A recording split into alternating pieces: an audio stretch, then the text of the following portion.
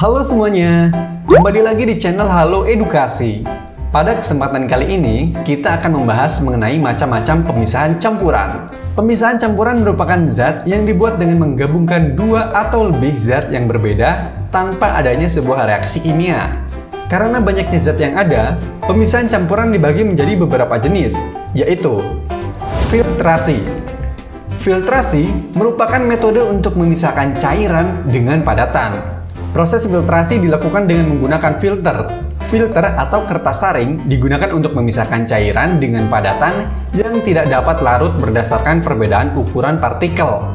Contoh dari filtrasi yaitu pemisahan kelapa dengan santan atau pemisahan bubuk kopi dengan air.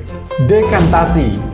Dekantasi merupakan metode yang sama dengan filtrasi, yaitu untuk memisahkan cairan dengan padatan. Proses dekantasi dilakukan dengan cara menuang cairan secara perlahan, sehingga padatan akan tertinggal di dalam wadah. Proses dekantasi memang lebih cepat daripada filtrasi, namun hasilnya kurang efektif, karena ukuran zat padat masih lebih besar.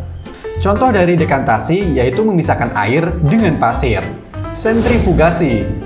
Sentrifugasi merupakan metode yang digunakan untuk pengganti penyaringan partikel padat yang halus dan jumlah campurannya lebih sedikit.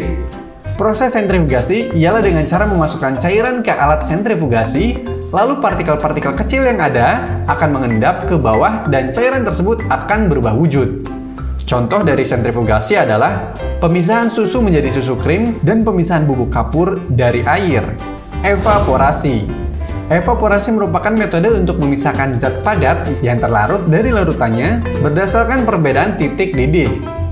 Proses evaporasi menggunakan teknik penguapan. Contohnya seperti siklus hujan. Larutan garam di laut akan menguap di bawah terik matahari dan meninggalkan garam. Ekstraksi. Ekstraksi merupakan metode yang digunakan untuk memisahkan suatu zat berdasarkan perbedaan kelarutan zat terlarut di dalam pelarut yang berbeda. Proses ekstraksi dilakukan dengan cara penyarian. Contoh dari ekstraksi yaitu proses mengekstrak jus dari tanaman. Distilasi. Distilasi merupakan metode pemisahan campuran zat cair dari larutannya berdasarkan titik didih. Proses distilasi dilakukan dengan cara penyulingan. Larutan dipanaskan, lalu komponen titik didih yang lebih rendah akan menguap. Contoh dari distilasi yaitu pemisahan air tawar dengan air laut dan pemisahan minyak bumi. Sublimasi. Sublimasi merupakan metode pemisahan campuran pada sesama zat padat berdasarkan perubahan wujud zat. Proses sublimasi dilakukan dengan cara menyublim. Zat padat yang menyublim akan berubah wujud menjadi gas atau malah sebaliknya, lalu dipisahkan dengan zat padat yang tidak bisa menyublim. Contohnya, yaitu memisahkan pasir dari kapur barus.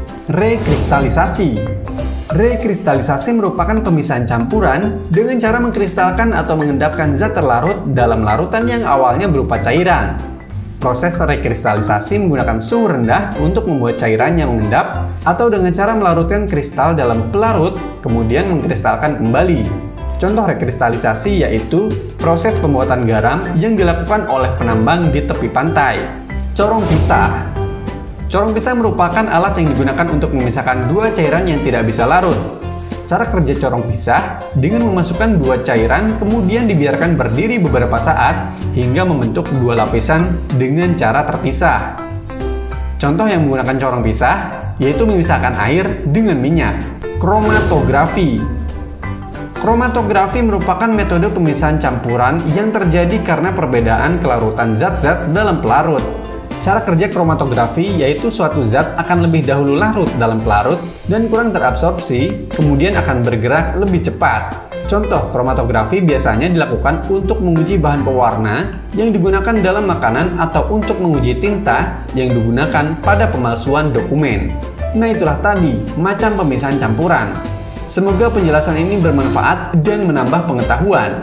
Jangan lupa untuk like, komen, subscribe, dan nyalakan lonceng notifikasi agar tidak ketinggalan video-video dari Halo Edukasi. Sampai jumpa!